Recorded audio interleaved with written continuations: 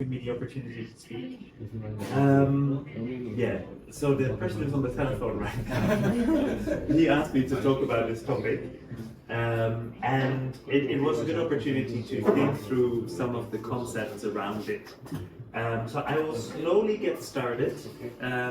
Also for some of you who might not be so familiar with what blockchain is. We just have two screens. Thank you so much. And the theories around it. Yeah, so my name is Pieter Stek. I work for the Asia School of Business, and recently I've become faculty director of the Center for Technology, Strategy and Sustainability, which is one of the research centers at ASB. ASB is in Kuala Lumpur in Malaysia. It's owned by the Central Bank of Malaysia, and it's set up in affiliation with the MIT Sloan School of Management. And we're almost 10 years old, or we just turned 10. We just turned 10. Can you speak a little bit? Speak louder? Yeah. I can speak loud. Do you want me to speak slower? Yeah. Okay, I will speak loud and slow. Let's do that. So, in my presentation, I'll start with definitions of blockchain. So, what is it that we're really talking about? Then I will talk about false dichotomies and why we need more theory to understand blockchain. I'll spend a lot of time actually on kind of providing a theoretical framing. Okay, if we need theory, what kind of theory would be useful? I'll then present 3 case studies, fairly shallowly because we only have half an hour. And then I'll provide you a summary and an introduction to future research. Now this is research that is not completed. It's actually research that has hardly gotten started, which makes it interesting, which makes it useful for me to present it to you today, because you can ask interesting questions, right? If the research is completely done, I don't want your questions really, but now I want your questions, and I want you to raise issues that you see. So that is the schedule that will follow today. So blockchain, or as in business schools, we don't like to talk about blockchain. Blockchain has a bad image. So we call it digital ledger technology, or DLT, right? Well, DLT is a shared immutable digital ledger. That's already something very scary to business people who are actually really conservative. Enabling the recording of transactions, so that's something business people know all about. And then enabling the tracking of assets as well, also very business related. And basically providing a single source of truth. This is a definition from IBM, how they see it. I think it's very workable, at least in a kind of business school kind of context. Although admittedly, the theory I'll present to you is usually not really taught in a business school. Now, one of the books by Dixon, which Professor Park invited me to review, oh, he's really good to see, basically identifies that there are 2 blockchain actors. This book tries to address a little bit, yes, to improve something, who are building an ecosystem, a network, a platform, who are developing something. And what Dixon essentially argues is that every new technology needs a kind of bubble. We need some pirates in the beginning, and then eventually we'll have the builders. Now, these dichotomies, I think, are interesting, but are not useful for our understanding. I think it's more of a making of excuses, right? So I quite disagree with Dixon, although I did review his book, and he did recommend it to me. But it's good to find books you disagree with, and to have friends you disagree with, right? It makes it interesting. So I'd like to come at it from some other theoretical frameworks. Some of it you might be familiar with, some of it you might never have heard of. I will give you a very brief introduction. These are much bigger theories. The first one is diffusion of innovation theory by Rogers, 1962. He basically asked himself, how come certain technologies take such a long time to spread in the rural United States? Why do some farmers quickly adopt the new technology and why are others slowly? So from him you get the technology diffusion bell curve, right? The early adopters, the mid adopters and the late adopters. And then also the characteristics of these different groups how communication works. So I assume in communication studies you talk about Rogers and diffusion of ideas. Okay, so then that is familiar. Now, actor network theory, you may be less familiar with in communication science. This was developed by some French people and an English guy in France, Law. Actor network theory largely agrees with diffusion of innovation theory, but makes the diffusion process much more political. It says, well, some people may agree to the technology because it's in their interest, but others may disagree. Also, very controversially, they list the technology itself or the machine itself as one of the actors in the network. Which is controversial, but is also a very elegant way to make a connection between kind of the human social world and the technical world. So I think that's a good way of understanding it. Although I think the way that they write is horrible. Rogers is much better. Then you've got theories of large technological systems, Hughes, which is essentially showing that if you want to change one technical thing, you're always tied to a system, right? Whether it's an energy system, whether it's a communication system, there are social issues, there are technical issues, there are capital investment issues, there's always these complications which largely drive the speed of technology adoption and what is actually adopted, right? And then the final one is more recent, arguably, is social construction of technology, and also technological frames, which is essentially that we perceive technologies, and based on how we perceive them is how we adopt them.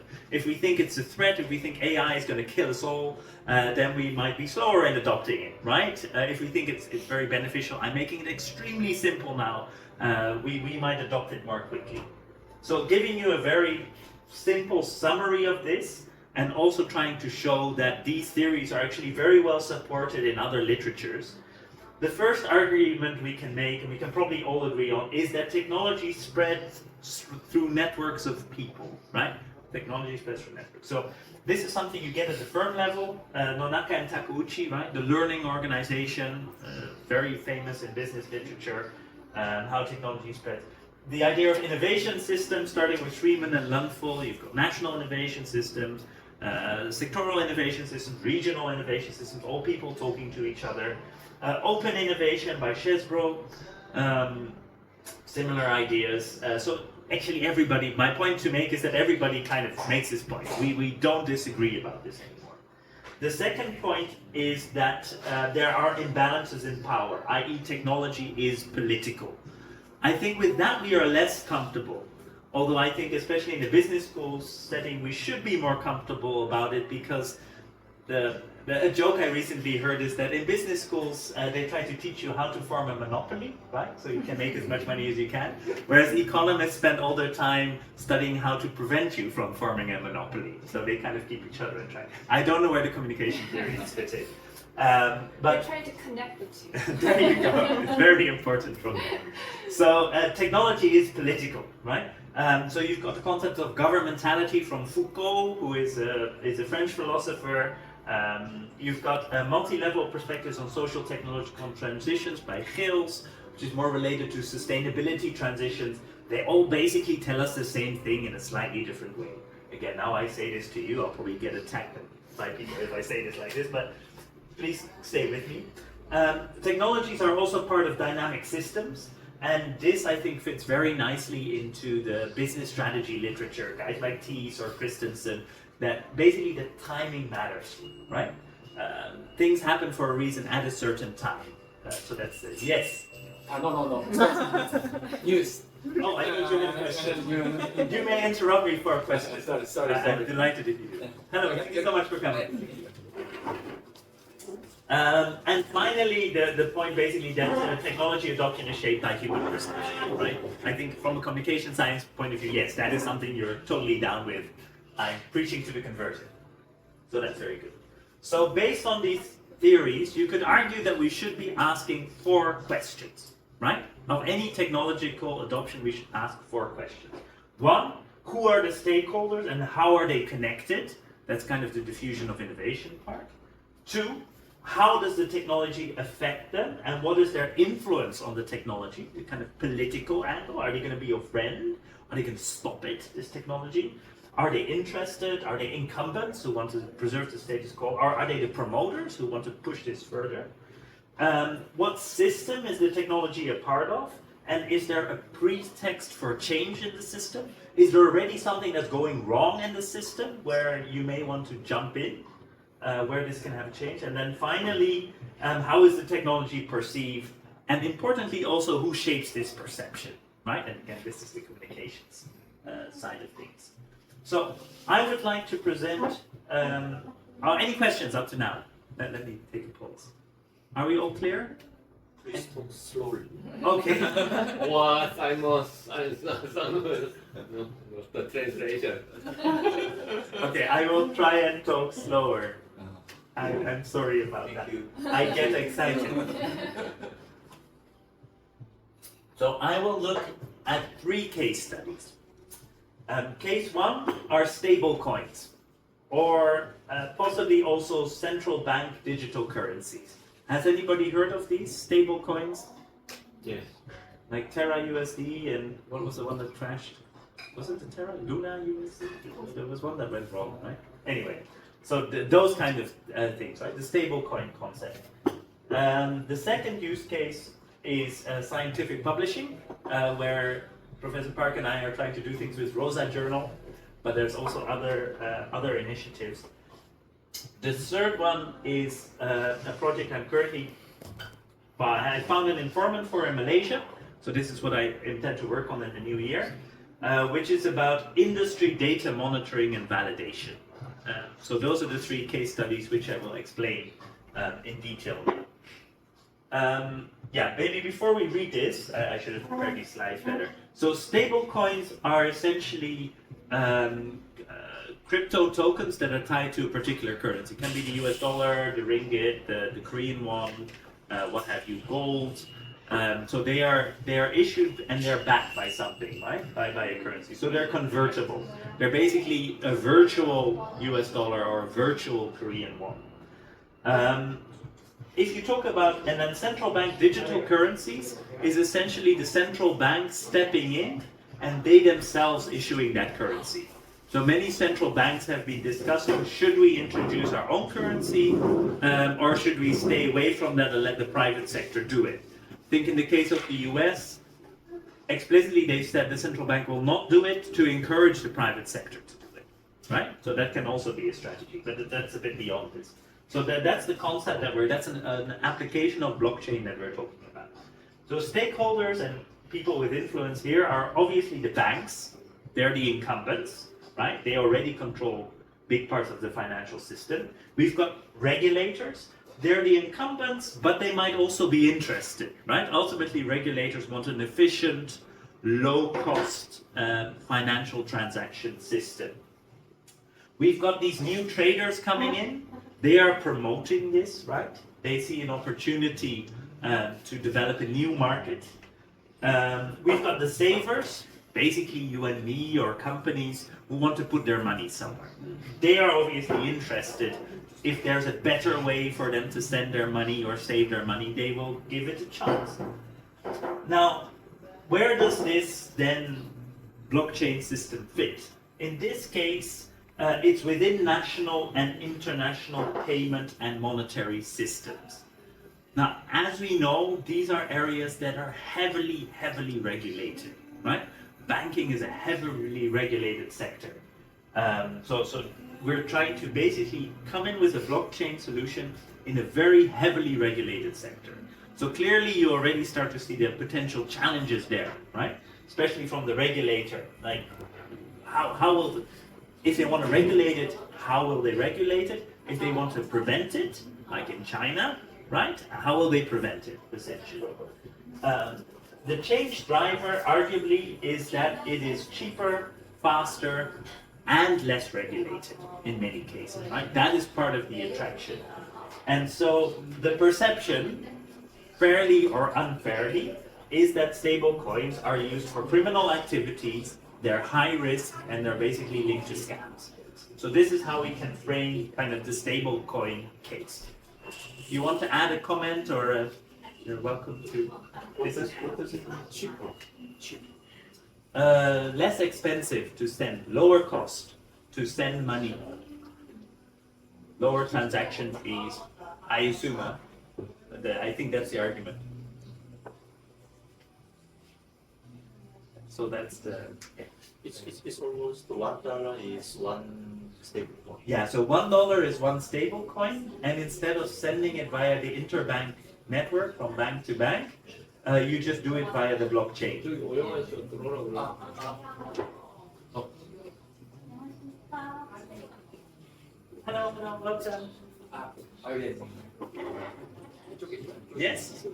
So I'm confused. I understand the stablecoin. One stablecoin is almost $100. US dollars. Yes. So cheap. No, cheaper in the cost of sending. 이거는 If you go If you go to IM Bank and you need to fill out all the forms and send your $1 to the US. Good question. Thank you. This is the general level of the ordinary citizen. You understanding? Okay. I hope it's okay. Thank you. Any other questions? Please ask me questions.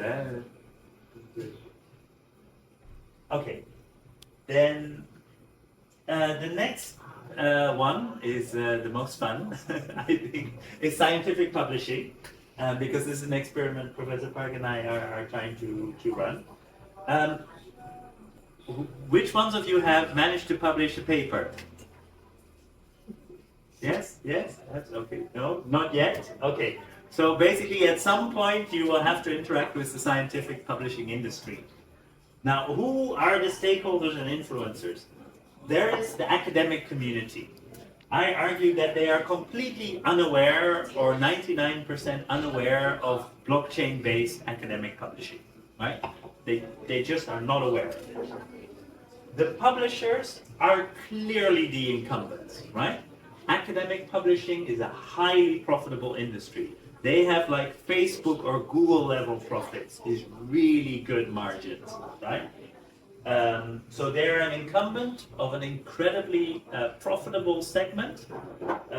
Obviously, they have a lot to lose. Universities and institutions, I would argue, are also unaware about scientific publishing via blockchain, right? It's not something that is very urgent on their list of things to do. Although they probably are aware that they are overpaying academic publishers for the services they provide. Regulators and evaluators are arguably also unaware, although they are very aware of status. The status of academic journals, citation counts, measures like that are widely used by regulators and evaluators to judge. And then, of course, new projects. I'm putting it as new projects. I don't think you can really speak of any well-known startup in the scientific publishing field. They are, of course, promoting this, right? They see the opportunity. So the argument is that if you use the blockchain for academic publishing, it is more transparent. It's harder for a single party to control all of these things, and it's in that sense, it's not just a technological platform for online publishing, but it's also arguably a new economic model for academic publishing. Anybody who has ever reviewed a paper knows that you are almost never paid, right? You do the work, you're not paid. You submit your research, you are not paid. So all along the way, you do work for free, and then the academic publishing company makes all the money. Why? Because they control all the high status journals, right? This is kind of the current economic configuration. Now, of course, if you come in with a kind of blockchain solution, you try to undermine this, right? You want a different economic model. You want to remove their control. So there are change drivers. There's dissatisfaction with academic publishing, and also a desire to redistribute that economic value, right? So you could argue that there's a reason for it. The perception is basically that it's unknown and there's no real status involved, whereas academic publishing arguably is all about status, right? This is the facts there. So in that sense, a very different case. Any questions about this? Shall we move on? Have enough time? Then industry data monitoring and validation. This is based on a project from a person in Malaysia who's trying to measure carbon dioxide absorption into the soil with something Edison current towers. They have a name. I forget what they are called now. The idea is that you put the tower in a certain agricultural area, you can measure CO2 uptake, and you can then send that data to the blockchain, right? You know the machine it's coming from, you know when it was logged, so nobody can play with the data. So in this kind of industrial data monitoring environment, you clearly have the clients, right? The people who are buying the product. They want to know how it was produced, when it was produced, what quality level, what were the emissions, what was the pollution caused. That's what they want to know. And you have a very strong growth in demand for supply chain transparency. The producer needs to go along with that, right? They need to supply the demand for data, for information. Regulators also increasingly push for having more transparency in supply chains. Service providers are obviously promoting, but then there is an incumbent. There are certifiers. KPMG, Ernst & Young, International Palm Oil Board, European whatever federation. There are all these certifiers and standards floating around who are currently providing this kind of service. I'm sure you have equivalents here in Korea too. So then what function does this blockchain have in this case? Well, it is a medium to transfer verifiable information between the producer and the client. It's essentially a fairly straightforward communication channel, right? So that the client knows that the producer is not cheating. The change driver is that this increased demand for transparency is the clients want to know more, and it is driving up the cost for compliance for producers because they need to report more, right? So the argument for using blockchain in this case is that it lowers cost. It lowers cost of compliance and it provides you with more data to verify, right? So both sides are happy with that. The perception there is that still that, number one, it's relatively unknown, poorly understood in the industry, and producers are extremely hesitant to share data. Companies are almost always extremely hesitant to share data unless they have to. So the certifier, although they're the incumbent, are probably not the biggest barrier to this. It's probably the producer who's extremely hesitant to do it. At the same time, we've seen producers time and time again go through audits, being forced to share this data. So it's a position that they cannot always hold because they don't have the power, right? They depend on the client. So just summarizing, stable coins, we could say, are a successful real-world application of a blockchain system. It also has a secondary effect in that it's driving cost discipline amongst conventional banks, and it creates space for non-bank financial institution innovation, i.e. all of these financial apps that are coming out, right?